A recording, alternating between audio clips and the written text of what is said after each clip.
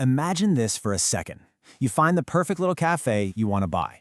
The seller, totally honestly, tells you it has a 5-star hygiene rating. You're sold. You sign on the dotted line, you get the keys, and then you find out it's actually only a 3-star rating.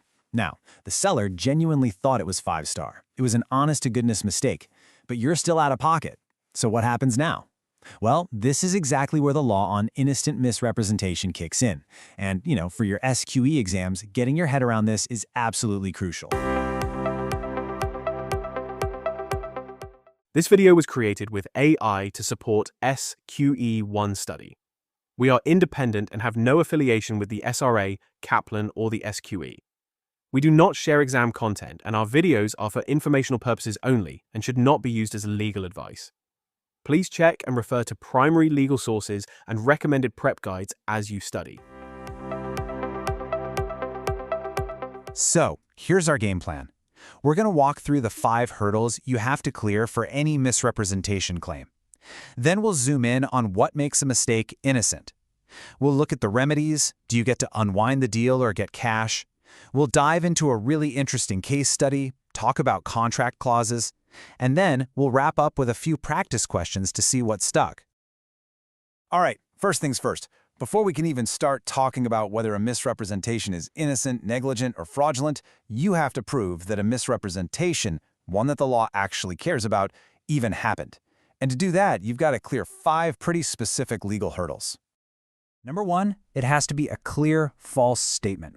Number 2, it's got to be a statement of fact, not just an opinion or sales puff, like this is the best coffee in London. It also has to be addressed to the person who's suing. And, this is a big one, it has to be what induced them or persuaded them to sign the contract. And finally, they have to have suffered some kind of loss because of it. If you can't prove all 5, your case falls apart. Okay, so let's say you've cleared all 5 of those hurdles. We've established that, yes, a misrepresentation has definitely occurred. The next question is, what kind of misrepresentation are we dealing with? And this is so important because the answer to that question completely changes what remedies are available. Basically, the law splits misrepresentation into 3 categories. You've got fraudulent, which is an outright deliberate lie. Then there's negligent, which is a careless mistake made without any good reason to think it was true. But our focus today is on that third one, the honest mistake, innocent misrepresentation. So what really defines an innocent misrepresentation is the person's state of mind. They're not trying to pull a fast one. They genuinely believe what they're saying is true, and importantly, they have good reason for that belief. It's a genuine mistake, but as we'll see, it still has pretty serious legal consequences. Right, so if a claimant can prove there was an innocent misrepresentation, what's next? What can they actually do about it? Well, the law gives them a very powerful primary remedy, but it also gives the court some wiggle room to offer a different solution. The main remedy for any kind of misrepresentation is something called rescission. Honestly, the easiest way to think about it is like hitting a giant undo button on the entire contract. The goal is to put everyone back in the exact position they were in before the deal was ever made. The contract is basically wiped from existence. But, and this is a big but, you can lose the right to hit that undo button. For example, if you find out about the mistake but carry on with the contract anyway, that's called affirmation, and you're stuck with it. Same if you wait way too long to do anything. You can't just sit on your rights forever. And here's the real game changer, especially for innocent misrepresentation.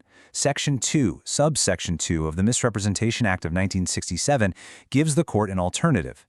It says a judge can look at the situation and decide, you know what, unwinding this whole contract seems a bit extreme.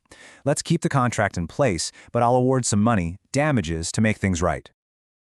So let's see how this all plays out in the real world. The case of William Sindall plc versus Cambridgeshire County Council is a fantastic example. And we're going to break it down using the IRAC method.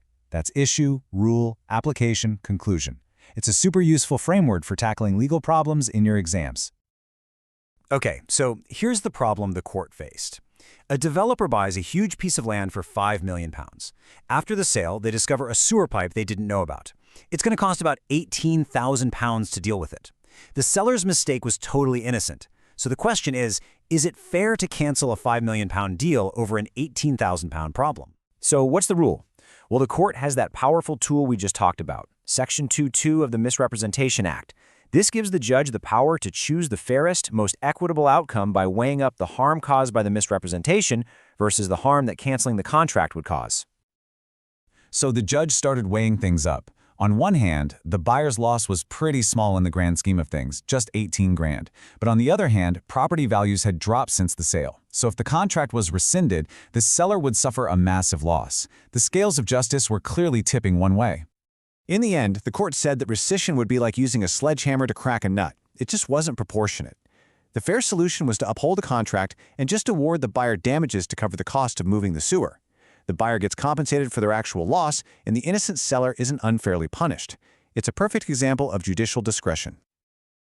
Now, this all leads to a really common question, especially when you're looking at big commercial deals. Can you just stick a clause in the contract to stop yourself from being sued for misrepresentation in the first place? Well, the short answer is kind of a yes, but. It's not as simple as just slipping a sentence into the fine print. The law is really careful about this because it doesn't want powerful parties using these clauses to get away with misleading people. And here's why. Section 3 of the Misrepresentation Act is the key. It says that any clause that tries to exclude or limit liability for misrepresentation is basically worthless unless it passes a reasonableness test. And what does that mean in practice? Well, as we've seen in cases like Al-Hassawi, courts are really strict about this. A vague clause that says something like, "This document is the entire agreement," probably isn't going to cut it. If you want to exclude liability, you have to be crystal clear, super specific, and the clause itself has to be fair and reasonable given all the circumstances. Okay, enough theory. Let's put your knowledge to the test. I've got questions for you, all based on the principles from real cases. I'll read out the question, you can pause and have a think, and then we'll go through the answer. Amari owns 300 acres of scrubland that has never been used for goat farming. During negotiations with Keisha, Amari says, 1. Based on what I've seen, this place should carry about 1,200 goats once cleared. It's my estimate, I've never run goats here. 2. There's a deep spring on the western boundary that runs year-round, pointing to an old hand-drawn map. Amari has not checked it in years. Keisha buys the land for £900,000. After completion, the capacity is approximately 450 goats, and the spring dries up most summers. Keisha seeks rescission and/or damages for misrepresentation. Question 1. Regarding Statement 1, which option best reflects the position under English law? A. It is a non-actionable estimate opinion, given both parties knew it was an estimate and there was no past use of the land for goats. B. It is an actionable statement of existing fact because it concerns carrying capacity. C. It is a collateral warranty as to future performance. D. It is mere sales puff. The answer is A. This mirrors the case, Bissett v. Wilkinson, where the statement was found to be an honestly held estimate, where both sides knew it was an estimate and that there was no prior use or superior knowledge. Therefore, the statement is an opinion, not an actionable statement of fact. Question 2. Regarding Statement 2, about a year-round deep spring, based on an old map that Amari hasn't verified, what is the best characterization of that statement? A. Pure opinion, never actionable. B. Statement of existing fact, which may be actionable if false, subject to Amari's ability to show reasonable grounds. C. Promise of future intention only. D. Mere commendation of the property. The answer is B. Saying a year-round spring exists is a statement of a present fact. If the statement is false, it can be found to be a misrepresentation. Under the Misrepresentation Act, 1967, Section 2.1, the burden shifts to the representer to show reasonable grounds that they believe the statement to be a fact at the time. An old, unverified map is a weak case for reasonable grounds. Question 3. Assume Statement 2 is false and actionable, with no dishonesty but also no solid basis for believing it to be true. The most likely category and remedy are A. Fraudulent misrepresentation and rescission only. B. innocent misrepresentation and damages, as of right under Section 2.1, Misrepresentation Act, 1967. C. Negligent misrepresentation under Section 2.1. Misrepresentation Act, 1967, and rescission and damages, subject to bars to rescission. D. Negligent misstatement in tort only, and damages but no rescission. The answer is C. This is a negligent misrepresentation under Section 2.1. No dishonesty, no reasonable basis. The remedy, therefore, is rescission plus damages, subject to bars. It is important to note that option B here misstates the law. Innocent misrepresentation actually falls under Section 2, subsection 2, where damages are discretionary in lieu of rescission, not as a right. Question 4. Which factor would most strongly shift the analysis of Statement 1 toward actionability? A. Amari being a long-time commercial goat farmer with detailed local knowledge of carrying capacities in that region. B. Keisha being inexperienced in farming. C. The land being scrubland. D. The price being high relative to market averages. The answer is A. If Amari has special expertise, an opinion can carry an implied assertion of facts, making it actionable if false. See the case Smith v. Land and House Property Corporation, 1884, also consistent with SOV Marden principles. Question 5. Which is not a typical bar to rescission if misrepresentation is established? A. Affirmation of the contract after learning the truth. B. Lapse of time where promptness is required.